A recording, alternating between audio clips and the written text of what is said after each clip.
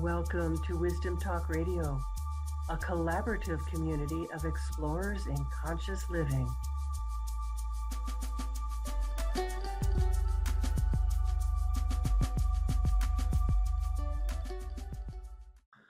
Welcome to today's episode of Wisdom Talk Radio. This is where we explore the depths of conscious living and how to live an expanded life. Join us for more inspiration, encouragement, transformation, and to tap into a deeper sense of joy and possibility. Connecting with your own inherent creativity is one of the keys to living an expanded life. At least I believe that, and that's been my experience. And this is true at any age, but becomes perhaps even more meaningful when a successful career is no longer it's no longer enough. It's no longer what necessarily gives you meaning. And my guest today, I'm so delighted to have, will shine a light. She'll shine a big light on how that works and what a definition, an expanded definition of creativity and what being creative actually is. She also brings a captivating story as well. I'm Laurie Seymour, host of Wisdom Talk Radio and CEO and founder of the Baca Institute, home of the quantum connection process. You can go to the Baca Institute to the website. You don't need to come here to discover your unique connection with the essence of who you are in your terms of your own connection with the universe by taking the quantum connection quiz. And I talk about it as quantum connection because we are each designed to connect directly to source in our own unique way. Each of us is got our own style, but knowing what your style is will open up a deeper connection for you with the universe and for being able to connect with whatever the universe has in store for you or has for you. It's the secret, really, to creating what you want in your life. Because who you are is exactly who is needed. My guest today, I'm going to say, is a new friend. Her name is Sally Jean Fox. She's a writer, artist, and coach, and she is the author of Meeting the Muse After Midlife. It's her book. And it's a memoir about finding hope and meaning after 50 through creative expression. She works with those eager to expand their creativity, embrace their muse, and live more artful, meaningful lives. Sally has taught graduate level leadership development and helped hundreds of clients find their authentic voices, tell their stories, and design lives that truly reflect who they are. Welcome, Sally Jean Fox. I really am so looking forward to our conversation because our last one was so wonderful. Laurie, yeah, I'm totally on with the friend thing. You know, you and I have so many aspects and ways of looking at the world in common that it was a delight, and I know it will be today. Yes, thank you, thank you, thank you, thank you for receiving that. So, okay, we've got two almost converging pieces that we want to bring to light today. The creativity and what creativity is about, what it is and how do we experience it and how do we live it, and aging, getting older, hitting midlife and or beyond, and saying, there's something more. There's something more for me. There's something more for us in terms of my own expression, our own willingness to encounter ourselves in the world.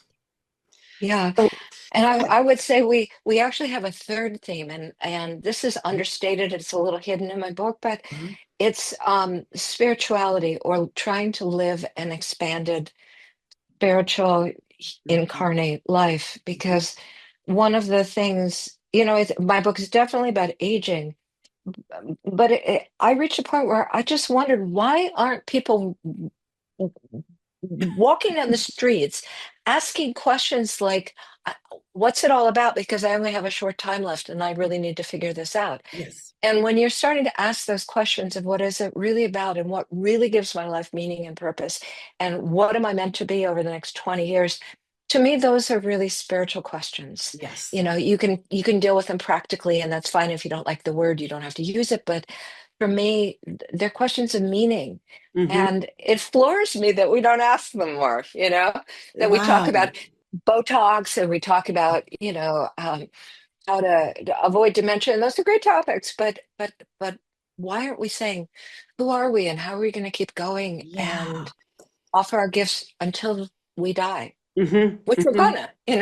No, I love that, Sally. I think because that's such a foundational theme for me in my life, I Yes. didn't think to call it out, but yes, yes. Yes, So, I've heard. let's bring that to light. Really, why are we here is a Yeah. really important question. And for me, one of the questions that I kind of struggled with, not struggled with, but just asked was that, um, if you're going to be investing in something for the next 20 or 30 years of your life, say you're 50 or 60, really 60, um, yeah, you can invest in Botox and there's nothing wrong with that. But is that going to bring you joy when you're 90? And and even Mhm. the trips and the things that you'll do and all will probably fade away. So what could we truly invest in that Mhm. will carry us through the rest of our lives? And that's where having that life of meaning and purpose and spiritual connection and our creativity and our imagination. Because for me, I said, I can be that when I'm 90, you know? I can be Exactly. expanding when I'm 90. I can't be running marathons. So Wow. I can be let's invest where expanding it when I'm counts. 90. I can't be running marathons. I mean, that could be a tagline for something. Yeah, But because much will be taken away, and that's a reality, and we don't want to deny that. hmm. Hmm. And much will be given, but we have to be open to it. Okay, so let's look at that about being open to it, because I agree. We have to be open to tapping into it, to receiving it, to exploring it. And maybe that could be a bridge, because I really want you to speak to that, um, to what you talk about as the muses. Hmm. Hmm. Yeah, well, orient me because I all of a sudden I'm into Muse land. So let's go back on the other Okay. end of the bridge and Okay. give me the um. So, do you want to rephrase that for me, and I'll Well, head from there. see, I automatically see that connection into Museland, but it's that willingness to receive, that willingness to tap into a bigger picture. Hmm. Yeah, and I think the big picture is with us all our lives. I think that inner guidance system, the whispers, the intuitions, the insights are with us all our lives. But for me, they at the same time, I was traveling down a very professional path. I Mhm. was working in organizations, I was working in universities. So although I knew these things, I couldn't be as upfront about them, Mhm. upfront about them because people wanted results and tasks and timelines and milestones, and Mhm. they wanted to execute their plans and all, which is all fine. It's a part of the world. But as I got older, especially hitting 50 and beyond, it was like, okay, I know there's more. I Mhm. know there's more. Mhm. I am open to listening for what that is. Mhm. And if, in a sense, beginning to let go of what people are going to think of me, to listen to what I know is true. Ooh, yeah. Yeah. Why is that such a thing that both that we think that other people will not look kindly on us if we're tapping into the more? And Mhm. I mean, is that true?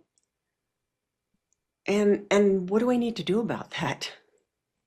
Well, it's a tough one because in some circles, I think whether it's true or not, I think there are people who for whom that's not the stream that they swim in, so it's not a reality. Mm-hmm. And what they're more oriented to is a fast-paced, produce results, climb up the ladder of success. And in Mm-hmm. some ways, in the first half of our lives, we all need to be able to pay the rent. We need to be Mm-hmm. able to have our housing. We need to have a good infrastructure for our lives. So we do have to figure out how we pay the rent. Mm-hmm. Um, it's so those questions are really important, but I happen to also know that at the same time, the other questions of what it's really about are Mm-hmm. always with us too. Yeah. Just that for a while, people don't want to I think acknowledge them. people imagine that they are a distraction.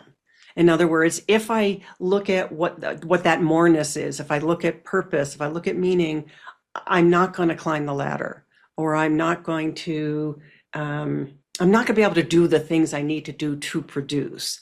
And I understand that, and I've been there, but I don't really think that's true. In fact, I think the opposite might be true, which is that we need to, if we're willing to look at the purpose and meaning, that something else comes in that actually could guide us in the creation of whatever it is we think we're creating.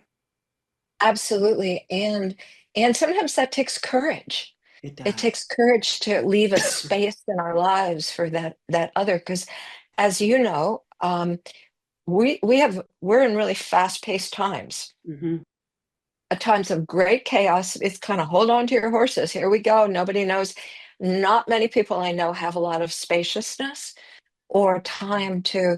Yeah, and so if I were in the middle of an organization and I had a senior management position, I I wouldn't be doing long meditations, I would be working on my survival skills and all. And I think it takes an extraordinary courage. And I see clients with that courage to be able to say, just because I paid for law school and was pretty good at it, Hmm. Hmm. I need something more here. I need my heart to be filled. And if I can find a way to do that through my legal profession, I great. Hmm. However, this has to come first. And I think that's the post 50 realization that we have no time to waste. This Yeah. has to come first. Hmm. Hmm. And so if I can find it as a manager, as a lawyer, as a doctor, as a, carpet sweeper, it doesn't matter as long as I have it here. But our souls, I think, begin to get a little bit more uppity and send us warning signs Uh-huh. that please attend to me, please attend to me. Mm. Because if you don't, um, I may have to send you a bigger warning sign. Wow. I'm thinking about that in terms of, I think that we've come into physical being. We were born not just to create this physical life. Yeah, we've got to manage all of that. But there is something about that we have a bigger maybe meaning or purpose that we also came in with that we can't forget. And maybe that's that moment where the soul says, "Excuse me, pay attention, please." Right. And for me, creativity, because we were, Mhm. is like the binder, because we feel this sense of connection with the greater worlds and a sense of purpose and all. And we also know that we're physical beings, we're incarnate, Mhm. we've got a material life to deal with. And so for me, creativity is like the thread that goes between, the binder, the way that we can Mm. bring these special qualities that we can tap into, whether they're a beauty, holiness, Mhm. connection, meaning, but then we incarnate them through something that we're actually doing. And so I say to people that our most creative act is our lives. Yes, And yes, we yes. we can see our work, our lives, our goals, whatever it is, they are also a manifestation of our creative process. So why not claim that and actually see ourselves as artists and designers Mm. of our own lives rather than just implementers or whatever the Yeah, which the sounds other equivalent very, would be. very cold. It does. But don't you think that some people travel like that? It's kind of like, well, or even they'll say, well, I've got a spiritual world, but here I just have to, and I go, no, no, no, no. It's not like that. You have this rich possibility called life here. And how are you going to make Mm, use of it? And how are you going to transform it into something that is artful, that really yeah. brings you alive rather than a road you trudge down? Mm-hmm. You're building the bridge. I mean, you are being a bridge builder between Right, the life that we think we're supposed to live and the life that we may long for. right, right. And in a very practical way, because Hmm. pencils are material. Pencils are Mm-hmm. very much part of this life. But the inspiration that moves my hand isn't just from this life, it's from my awareness, my attention, my tuning in, and all that, or even the muse, some Hmm. deeper sense of intuition. So, in the very mundane act of sketching something, I'm doing that heaven to earth thing. I'm actually making something that wasn't here come alive. Yeah. So, yeah, it Yeah. doesn't have to be esoteric.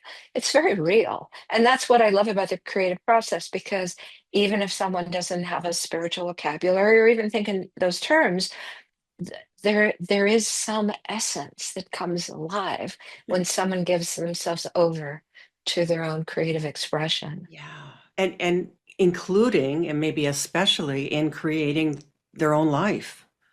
I mean, Right, I see totally. that we are in essence a creator. We're in essence a creator. And so I was one of those people. I still am one of those people in a way that has, always been told and always said, I'm not an artist. Until I Yeah, started realizing that what we're talking about, that everything is a creation. Everything has an aspect of how are we going to cook them our dinner tonight? How are we going to serve it? Doing a dinner party, while it's a lot of work, it's also gratifying because I know I'm creating the food, the the ambiance, the receptivity. So all of that is quite an opportunity for creation. totally. And a lot has to do with how we frame it. Hmm. And I think another thing that being 60 plus gives us is a chance to start sorting through the old messages, like the way we would go through old photos and say, I really don't like that one. To be able to see that whatever the message was that says Laurie's not an artist was a total fabrication that came out of a particular circumstance, or in my case, out of the mouth of a teacher. Hmm. But it wasn't ever truth. But I know in my case, I lived it like truth for 60 years. Hmm. Hmm. And the thing that's so sad in our culture is that many of us are walking with this very limiting shell of messages that says, oh, you can't carry a tune, you can't draw, you're not an artist, Hmm. you've got two left feet, you're uncoordinated, and Hmm. the list just goes on and on. And when you sort it out, most of those aren't true. Yeah. And even if there was a kernel of this is really hard for you in it, this is a native skill for you, I say if you have enough desire and passion, Yeah. you can move through that. You can move through that. The desire, passion, commitment count a lot more than somebody's appraisal of your talent Yes, yes. Or even perhaps your innate skill. or your innate skill, right?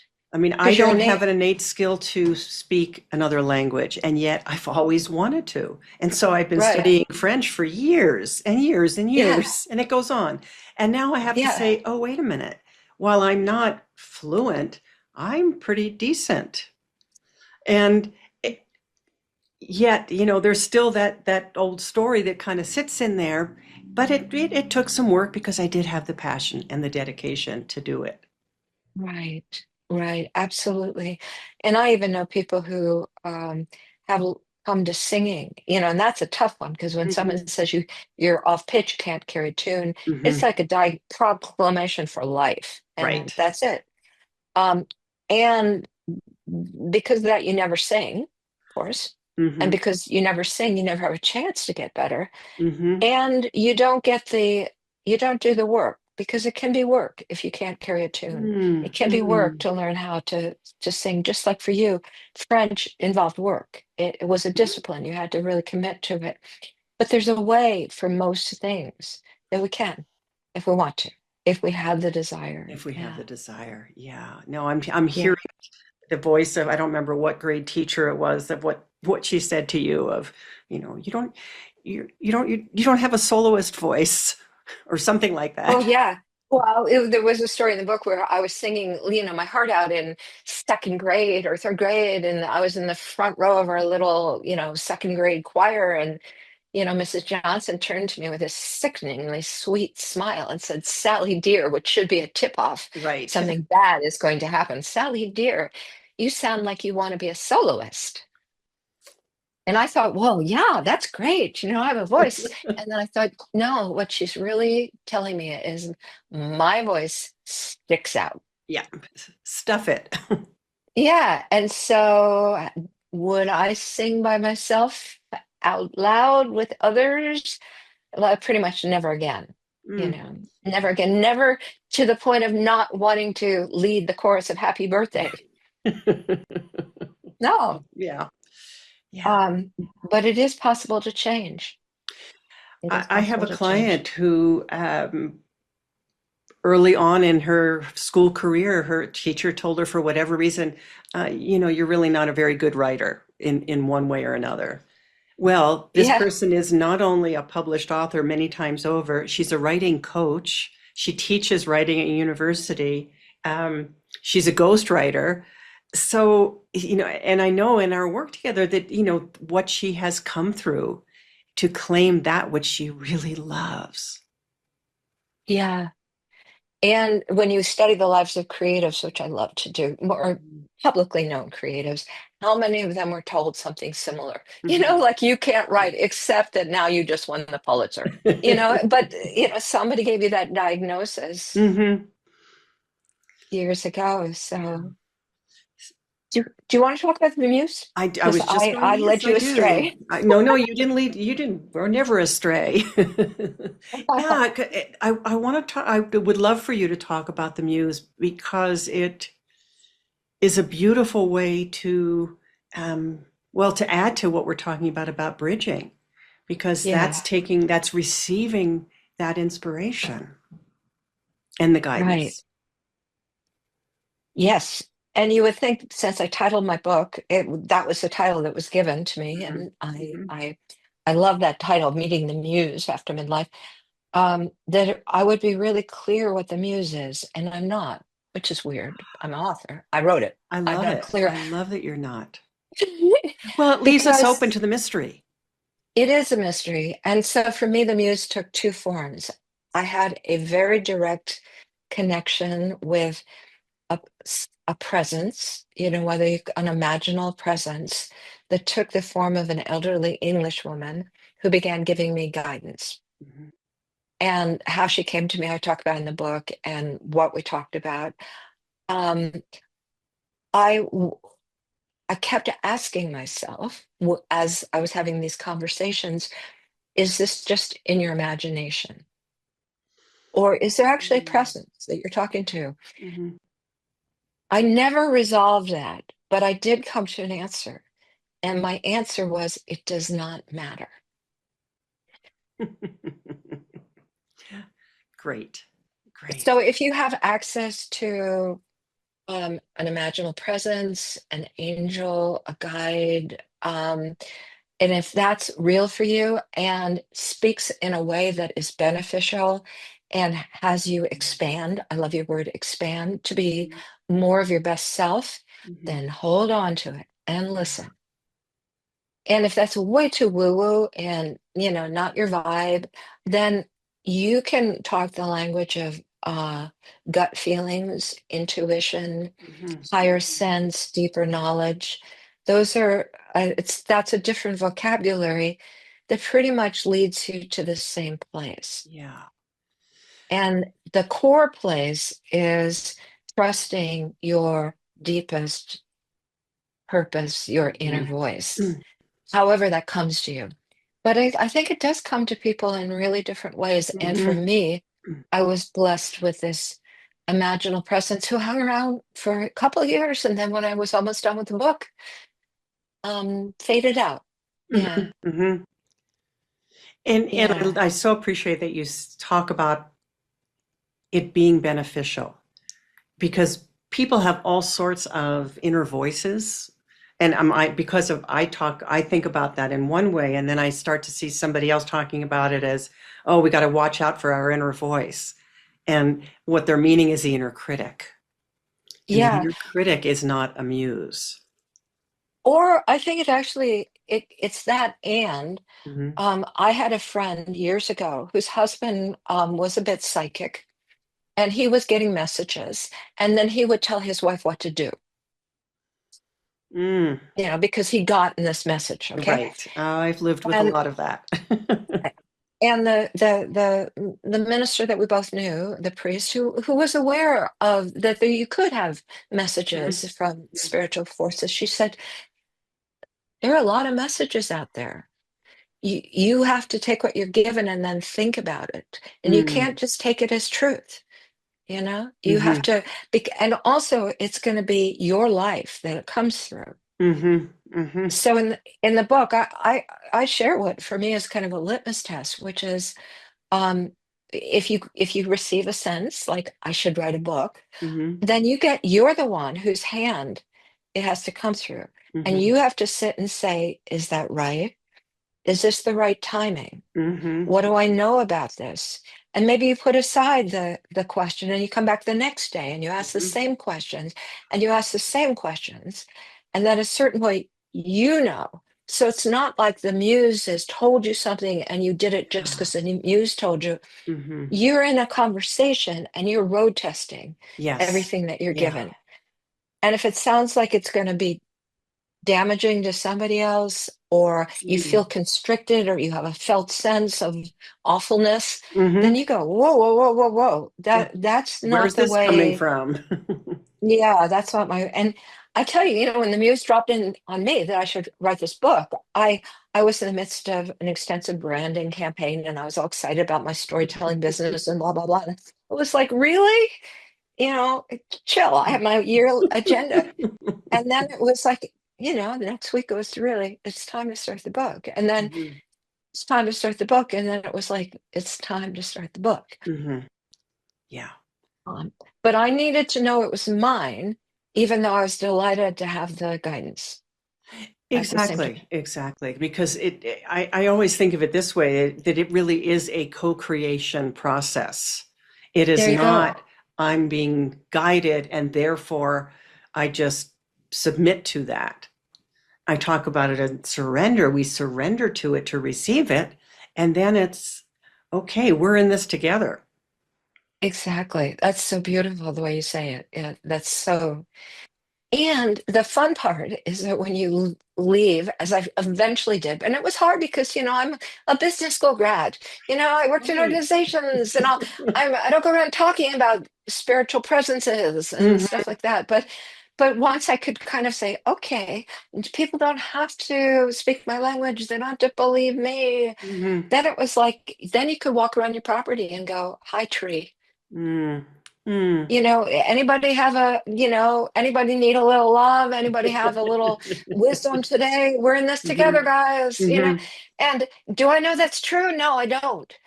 But does it open me to have that possibility alive that I could Hmm. learn from my trees? Yeah. Yeah, I kind of like that possibility. And Yeah. then you do know that Yeah. it's true because you have, I mean, what else is true except what we experience and Yeah. and feeling that kind of connectedness and groundedness with it. Right.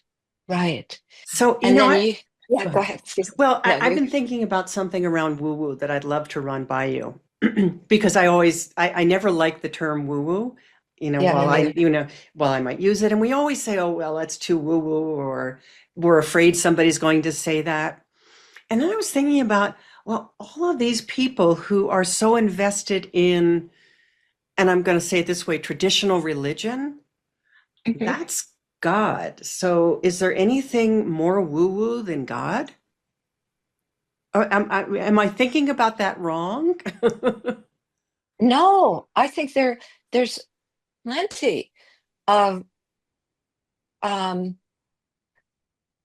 that stuff, that stuff Mhm, in the most traditional. I mean, getting messages, talking in tongues, Holy Spirit, comforters mhm, come, mhm. incarnations. I mean, the whole Bible, Resurrection?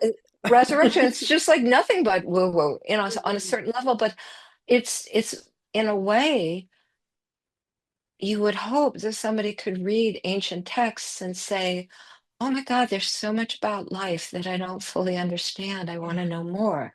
yeah. But instead, we've sort of said, and I've had people say to me, they've said, like, well, who's your God? Because I want to make sure that your God is the right God, or, you know, e- and I'm like, what's your interpretation of the Bible? And I'm like, Yikes. I'm not going to have that conversation Mhm. because it's really crazy. I mean, I went into an exhibit in Washington, D.C. once of shards of old Bibles, and it was a beautiful exhibit. And I realized that people cling to a Bible, but the thing they're clinging to is a revision that was made in 1850 or something like that. And that the original Bible was a bunch of rocks, and Mhm, mhm, shards and things written on tablets and mm, put together and stuff. It's been a living entity over the mhm, years. And yet, for some reason, we want to make it very boxed in, and whether that's the Bible or your faith, you want to put a bow on it and see who's in and who's mhm, out and what's mhm. right and what's wrong. So it's the Um, whole aspect of separation, yeah, because it's separation and power, because mhm. you want to know that you're on the winning team and the other teams don't get it, and um, So it's a which is lot of another, being right and wrong. There's so much yeah, in there that is quite contrary to what is even in the Bible. That's the thing that's yeah, so amazing to me, and that we were taught that we needed to have somebody between us and God, between us and yeah. presence, or us and the universe, however you want to talk to that. That we needed somebody to explain it to us because we're so, we just can't quite get it ourselves. Right, right. And I don't know, when that actually was kind of an edict that got put in. It did. And Hmm. I don't know why it had to happen.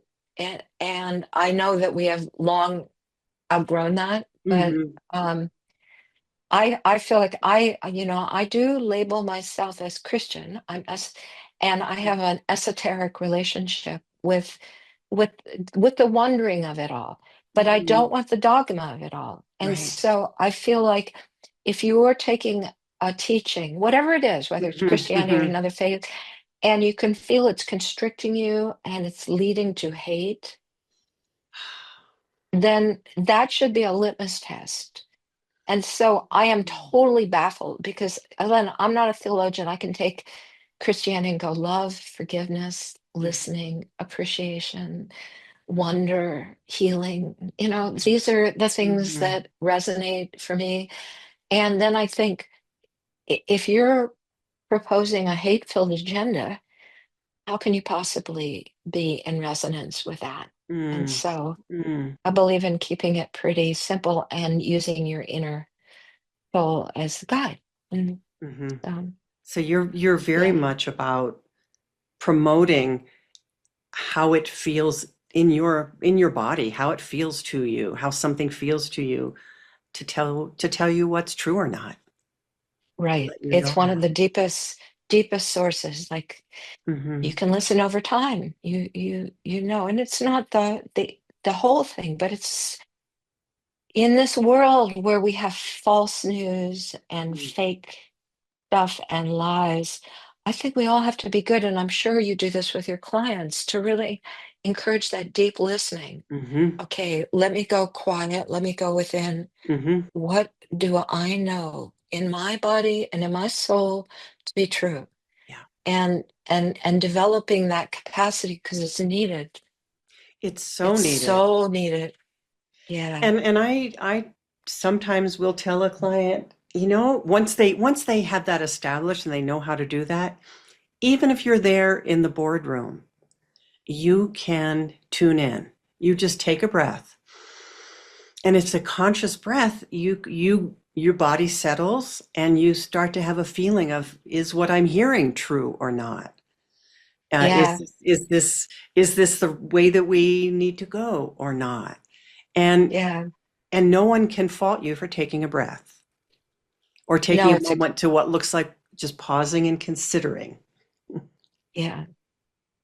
I tell a story in my book. Can I share like Sure, a little bit of please. it? Yeah, where I the beginning of my entry into art came because of this 80-year-old teacher invited me to take a beginning watercolor class. Mhm.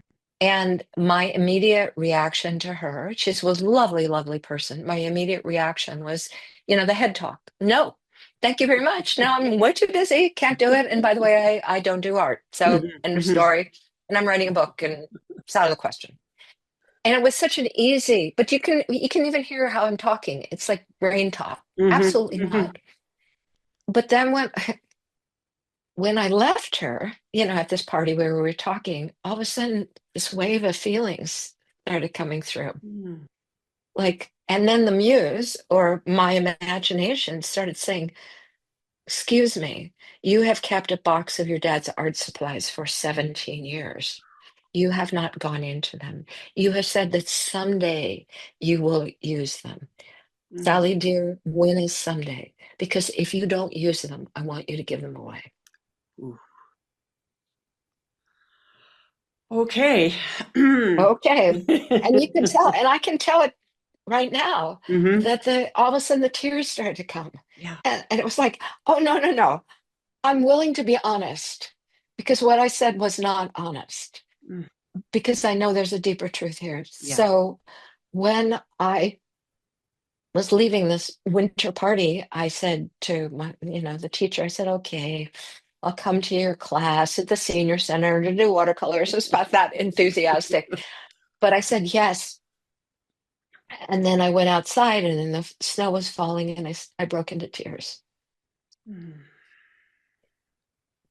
So what is the truth there? Yeah. I'm voting for the tears. Yeah. Yeah. I mean, to me, that's your body saying, pay attention, pay Yeah. attention. And And it's like the thank longing gets a God voice. the longing gets a voice. That's so brilliant. Yeah. It's like you finally listened. Hmm. You finally listened. You finally got outside that little do loop of Yeah. mental messages and hardwired restrictions, and you said, okay. And the door opened. Mm. Hmm. And I started painting a week later and I haven't stopped. And for those of you who are here with us on YouTube, excuse me, we get to see a little bit of Sally's work behind her. Yeah, a little. Thank you. Mm. Yeah. And nobody promises that when you hear the call, it doesn't mean that you're going to be Michelangelo or that you're going to do brilliant work that the whole world Mhm. loves. Mhm. You know that you're going to be following your call and doing your next step. And it Yeah. takes a lot of courage to say, and that's good enough. That's good enough. Well, I'd love to talk about that a little bit, about that following the next step, because it's Yeah. not it's not creativity for creativity's sake, meaning it's not necessarily to produce something. Ah, yeah. Even if you're painting, even if you're writing, even if you're, playing a piece of music, that there's something in the process of it, I feel like is what you're speaking to. Yeah. Yeah, totally in the process of it. And that's where the transformation happens, is when you Mhm. give yourself over to the process and you find your joy, and that joy becomes an anchor for everything. That Mm. and How does that become an anchor for everything? well, because I'll say real practically, I create art, and sometimes I've actually sold some, and sometimes I don't sell.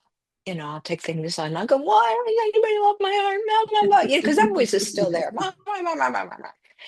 Um, and and yet when that voice comes up, as it does, because I'm human, I'll go, but do you love creating?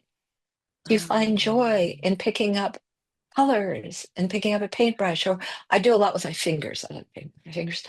Um, Mhm. is there joy in what you're doing? Mm, And then you go, yes. Does it expand me? Absolutely. Do I find a kind of sanctuary when I'm in my studio and involved in the mm. process? I do. Does it make me bigger for the world? It does. Yeah. Okay, we're Then, set. And incidentally, I would like to sell more art or pay for my paintbrushes or, uh-huh, have uh-huh. people say, I love your work. All that is true, but it's a lesser truth. Yeah, yeah. And Both of those things can be side by side. they can, and yet the anchor that I always need to come back to is this fun? Can I Mm, find some mm. delight? Is Yeah. this exploration? And as long as that there's enough of that, and I'm sure of it. Although I have my bad hair days when I look, I go, I can't believe what you just created. This is not working. But But I've learned also, that seems part of it. Maybe it's I just need to take another step back. I need to listen more. Who knows? yeah. And fortunately, my medium is acrylic paints, and I know that, okay, kid, you didn't, you're not as happy today, but don't make it mean anything. Because tomorrow you can paint over the whole thing if you want to and start, and almost always I just get a bad hair moment. And Mhm, then mhm, I go back and I see it with fresh eyes and mm, the muse speaks again and and something emerges almost always, and so you just have to not give the other so much weight. mhm, mhm. So, in thinking about how important this is really for the world, I'm going to go big. Um, Yeah. it's creativity. Let me see how I want to say this. It's creativity, and and maybe there's the and isn't even needed. It's the willingness to allow that connection that we all are, which is we all came in as with a creative spark within us, the spark Yeah, of creation. And so as we give that space to express, there's something about I feel like that alone will change the world because we each have our absolutely. own individual expression. Somebody's creative expression may be to create a new company that solves a problem that we thought was not solvable. Yeah, I think absolutely. And when you trust your own light, your own call, and you take a step and you create from there, Mhm. it's gonna create more light. It's gonna create something for the world. And there's another piece to it too, which I think Mhm. is really important. And that is if I've been in my studio for a couple hours or been writing or doing something that's taken me into that zone, Mhm. I will almost always come out and I'll be like almost in an altered space. I see the flowers in my garden differently. I'm just like attentive and aware. Uh-huh. And in that space, I am more receptive to new insight or new information because I'm in Mhm. another zone. Mhm. Mhm. And in today's world, the imaginations that we need for the future are going to come through Mhm. not the old past and how we already did it, but those who Yeah. can receive freshly. Yes. So how else is the future going to speak to us?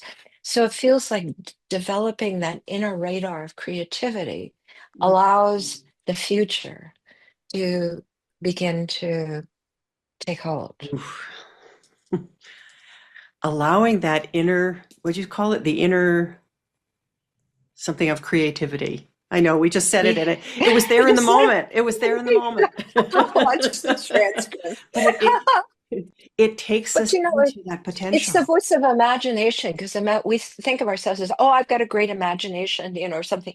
But there's a deeper imagination. It's like the imagination of the universe that wants to talk Yeah. through us. Yes. And Yes. and it's where the world wants to inform us of what needs to happen and where we're going. And Mhm. you have mediums and others today who are trying to bring in information that may be useful to us as Mhm. we go through this passage. But you don't have to be a medium. I think you can be just somebody who loves playing the piano or painting or taking long walks and allowing that to come through as well. allowing that. And I think you absolutely don't have to be a medium. You absolutely don't have to call yourself anything except a human being who is willing to Yeah, listen. that's it. And because we all have that. We all have that. It's in us. And we all are creative. And that's the other thing I stress in the book. And I know you understand, so we haven't even talked about it, is how we're all creative Mhm. in so many different ways. And don't let ever anybody tell you you're not creative. And don't ever say that to yourself, because it means that you've got a mental model of what creative is based on somebody else, and drop it. You were born creative. The question is, what's your spark? Yeah. Listen to Sally, everybody. Listen to Sally and Laurie, because you're Well, bringing she, out the best you're in the me. muse right now. No, you're the you, we witness each other, and that's also the magic. It The is. magic is becoming more because we're in connection, Yes. either Yeah. with another or with our work, our creative work. It's two or more are gathered and something sparks. So Yes. thank you for being the sparker. Mm. So that the one last thing I wanted to touch on is that you keep using the word imagination.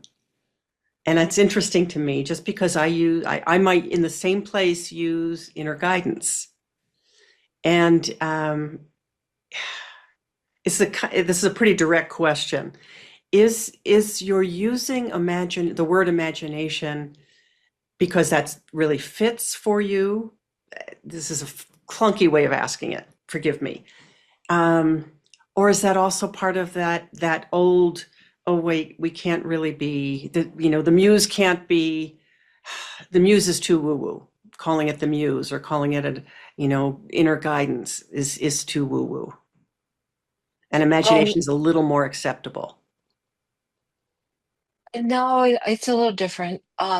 First of all, I'm calling it the muse. I call it inner guidance. I'm not worried about what. Okay. I think woo woo is a term that's come and gone. It's like when I was teaching, people would say, "Oh, that's too touchy feely," and I'd go, "You're just telling me that you're not in touch with your feelings. Otherwise, you would not use that word. Woo woo means that you're scared of something. Yeah, yeah, yes, Otherwise, you wouldn't yes. use that word. So Mhm. I'm not worried about that word. Good. Okay. I will say spirit, God, muse, inner spirit, divine, Okay. whatever works for you, use it all. I think I've been informed by the teachings of the Austrian educator metaphysician Rudolf Steiner. Steiner. Hmm. And Steiner talked about the development of a human being and the development of inner capacities. Hmm. And he believed that you develop your intuition and you develop imagination. And these are really higher qualities that exist in the human being. Do I understand that fully? No way. But it does lead to the possibility that it isn't just intuition.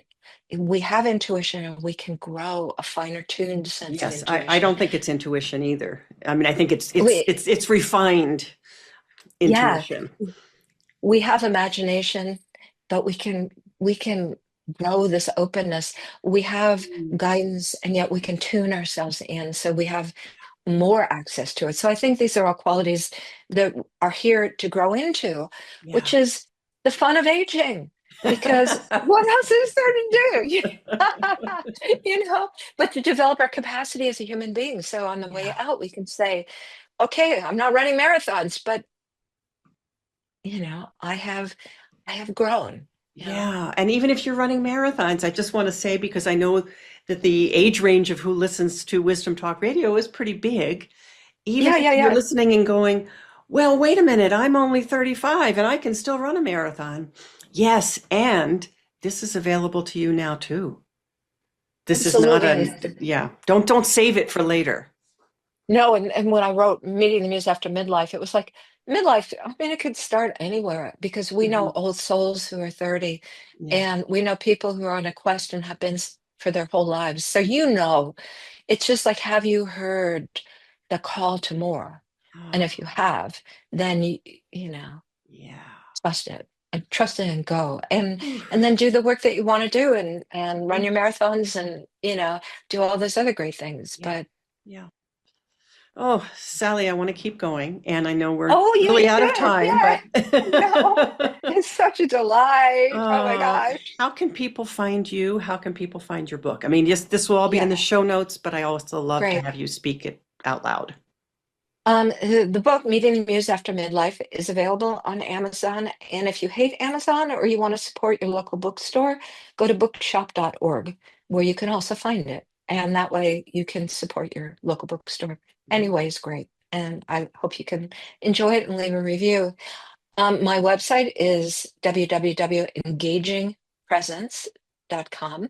Mhm. And I've just transferred my 10-year blog over to Substack. So I hope I'll have a lively conversation on Sally Jean Fox embracing the muse over Substack. So go over there because that's where we can talk. That's Yes, where we can be yes. in conversation. Hmm. Don't worry about paywalls because right now I just want to be talking with you. Yeah, great. And I'm sure that people listening will want to talk with you. I hope Uh, so. Yeah. so Substack is where you can do that. Substack is where you can do that. I mean, embracing the muse, Sally Jean Fox. Mm, thank you. Yeah. Thank you. Yeah. Ah, thank you again for being such a wonderful guest here. Well, it's a privilege. It's a privilege to be with you because I know the depth that you bring forward into your work, and so it just brings it out in me, and so it's a Mm, blessing. it is. It is. And I want to thank our audience. Thank you for being with us, for listening, for watching, wherever you find us on all the different platforms on YouTube. Um, be sure to join us regularly for more wisdom, discovery, and illumination. You can find us, as I said, all these different places. And please do leave us a review because when you do, that helps other people find this kind of juiciness. And boy, this was a juicy conversation. I will absolutely state that. Send this to a friend. And if you want more for your own discovery about your connection with the quantum universe, go over to the Baca Institute and take the Quantum Connection quiz. And we'll see you next time. Thanks for joining us here at Wisdom Talk Radio. We wish you well in your conscious explorations. For more information and to join in the conversation, our website is wisdomtalkradio.com or at Wisdom Talk Radio on Facebook.